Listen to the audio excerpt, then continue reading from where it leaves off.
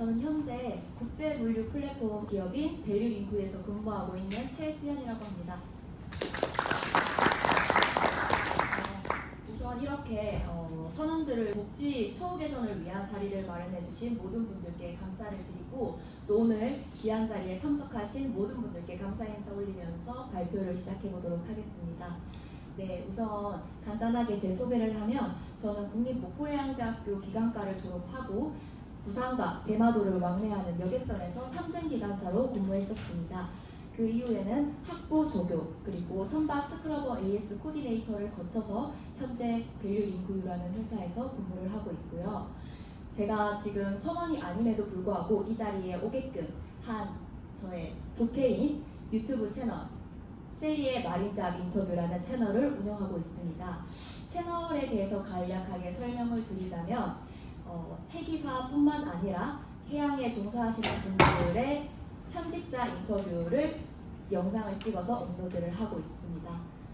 네, 앞에서 두 분 현직 해기사분들께서 선원이 겪고 있는 고충들과 그에 관련된 해결책에 대해서 잘 말씀을 해주셨는데요.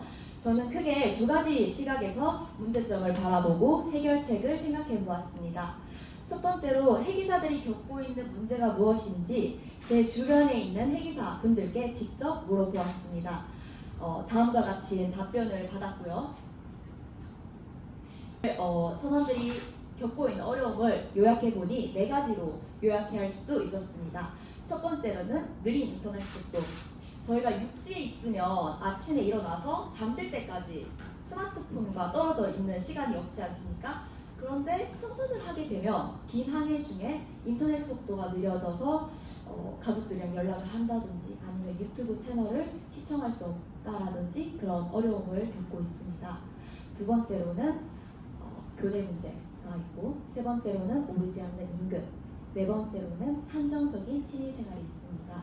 이러한 문제점을 바탕으로 해결책에 대해서 제 나름대로 구상을 해보았는데요. 일단은 선내 와이파이 속도를 좀 개선을 하루빨리 했으면 좋겠다라는 생각입니다. 육지에서는 당연하게 누릴 수 있는 것들을 선원들은 누리지 못하는 경우가 많습니다.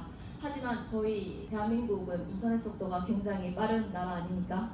그렇기 때문에 조금 더 저희가 노력을 하면 선 내에서도 와이파이, 5G, LTE를 사용할 수 있도록 개선이 필요하다고 생각합니다.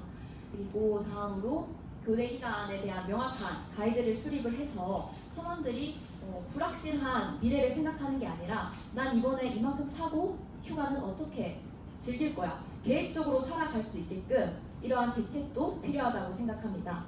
그리고 세 번째로는 해기사들이 지금 평균적으로 근무하는 시간과 노동 강도에 대해서 주기적으로 통계 자료를 데이터를 좀 축적을 해서 지금 해기사들이 받고 있는 임금이 적정한 급여인지에 대해서 분석할 필요도 있다고 생각합니다.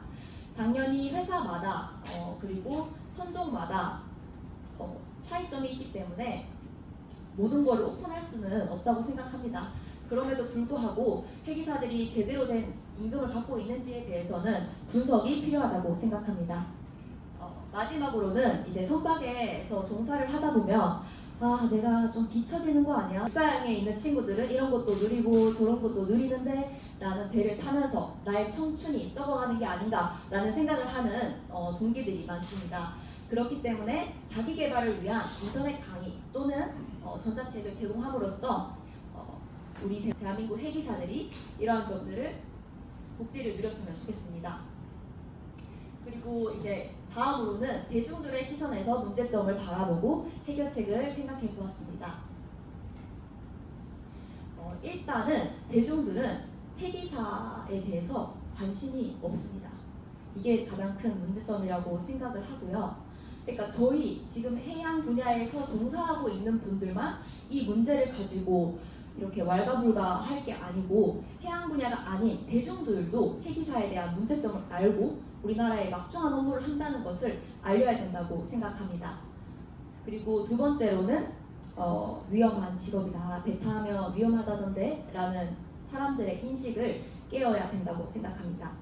그리고 마지막으로는 램프님께서는 어선을 타고 계신데 대부분의 배를 보면 어선 외에 상선이 많지 않습니까? 맞잖아요.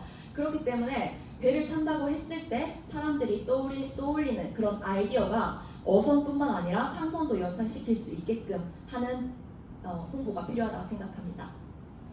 네. 그렇게 하기 위해서는 저희 대중들이 쉽고 재미있게 다가갈 수 있는 컨텐츠를 제작하고 홍보를 해야 한다고 생각합니다. 제가 최근에 지인과 대화를 하면서 오늘 회계사분을 만나서 인터뷰를 하고 왔다 라고 말씀을 드렸더니 회계사요? 라고 말씀을 하시더라고요. 그러니까 대중들은 회계사라는 단어조차 어려워하고 회계사가 무슨 일을 하는 일인지 잘 모르는 경우가 많습니다. 그렇기 때문에 장관님도 혹시 보셨을지 모르겠지만 더 글로리와 우영우 변호사를 보면 이런 대중들이 흔히 볼 수 있는 드라마를 통해서 변호사라는 직업과 기상캐스터라는 직업이 학생들에게 그리고 학부모님들에게 인기를 받고 있는 것을 보실 수 있습니다. 그래서 저희도 그런 점들을 홍보하고 모색을 해야 하지 않나라는 생각이고요. 두 번째로는 이제 대중들이 쉽게 참여할 수 있는 캠페인 또는 공모전을 개최를 해서 우리나라 회계사에 대한 인식을 위험한 직업이다 뿐만 아니라 우리나라 회계사들은 막중한 업무를 하고 있는 대한민국에서는 없어서는 안 될 존재이다라는 것을 인식을 새겨줘야 된다고 생각합니다.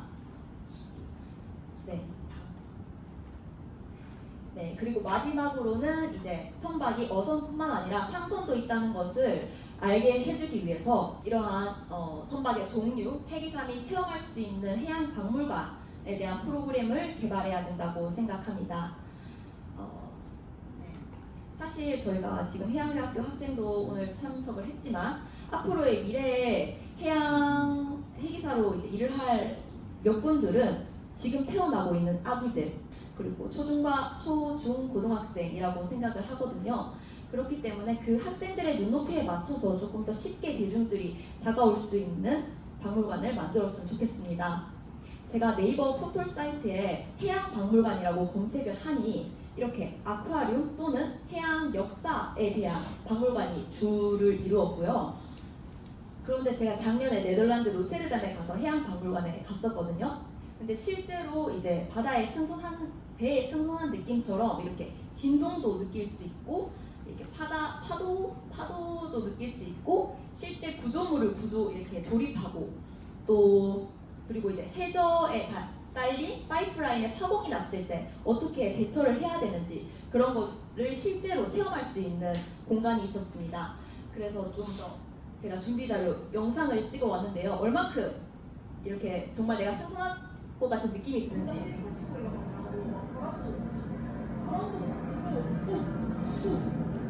진동도 뭐야? 진짜로 정말 이렇게 생생한 체험이었습니다. 우와.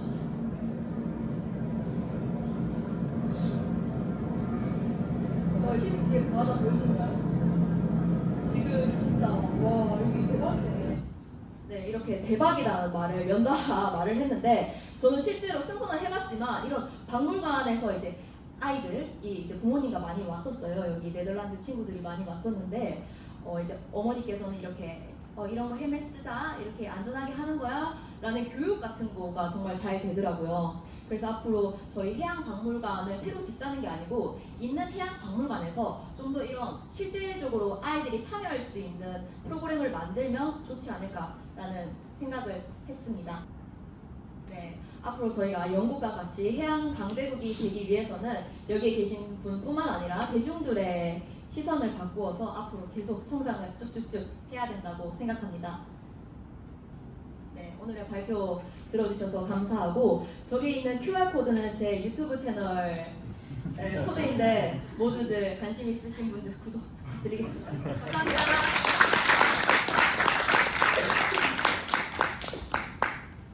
네, 감사합니다. 참고로 저는 오늘 참석하신 세 분의 유튜브를 모두 구독 중입니다. 앞으로 다른 분들도 다 구독해 주셨으면 좋겠고요. 장관님께서도 구독해 주실 거죠?